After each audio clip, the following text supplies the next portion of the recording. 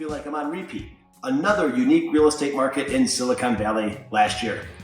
Before the release of my 2024 predictions next week, let me offer up a review of how I did with my annual predictions last year.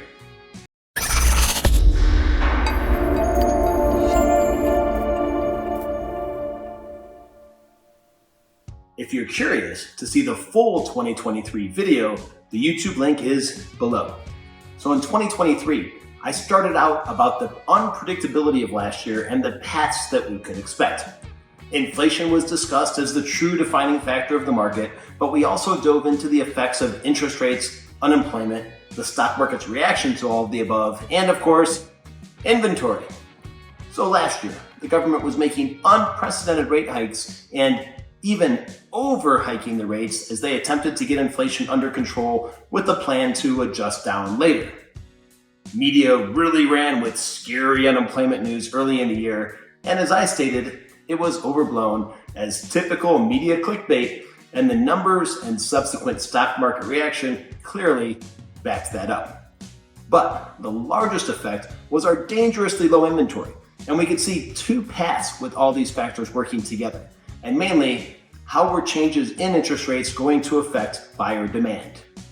So, in our first scenario last year, interest rates stayed up, the stock market had a strong negative reaction. There's a pause in the market the first 2 quarters, and the third and fourth quarter pick up, causing prices to stay stable with no appreciation and some possible slight depreciation.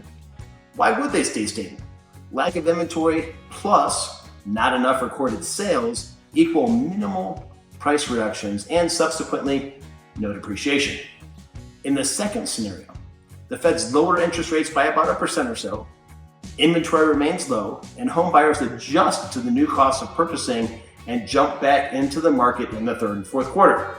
We get back to multiple offers with no contingencies, but prices, although they appreciate, experience reasonable appreciation, unlike the rocket of 2022. The Silicon Valley caveat, of course, was that the dangerously low inventory and continued competition for limited inventory could return us to our usual hectic Silicon Valley pace. Now, even national experts had a hard time agreeing on appreciation or depreciation, but none of them projected a wild swing in either direction.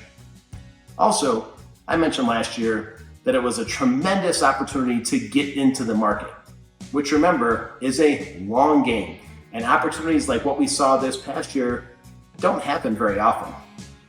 So, we saw a little combination of all the above.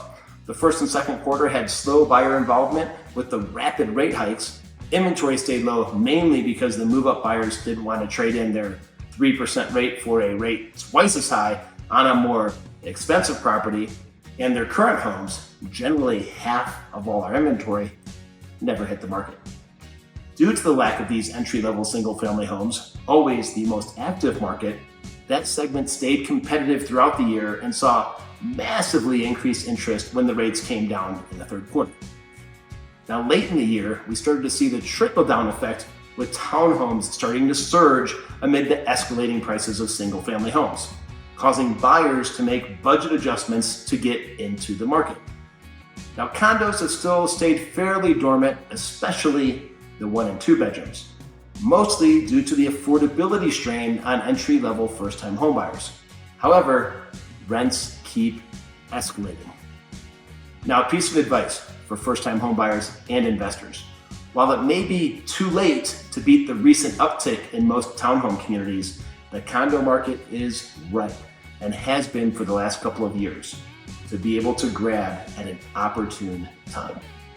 As always, I'm Keith Walker with the Walker Team of Intero, here to educate and navigate, not speculate and fabricate. Now, if you like the info and insights I'm providing, give me a little bit of love with a like, and please maybe share this video with someone you know that would find it useful. Happy New Year. I'll see you next week.